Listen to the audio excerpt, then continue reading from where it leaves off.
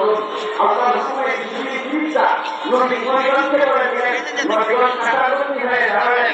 কিন্তু ইমাম পিছিয়ে বলে একবার আরেকজনের মুখে তাকাচ্ছিলেন, এ হবে আপনার পয়গম্বর আমাদের জমাতে ইমাম অবস্থায় পৃথিবীটা আমাদের প্রতি হাত প্রদান করে সামনে দাঁড়িয়ে গিয়ে বললেন, আজকে এই পয়গম্বর আমাদের জমাতে ব্যবস্থা আল্লাহ করেছেন, শুধুমাত্র একটা উচিত নেওয়া হলো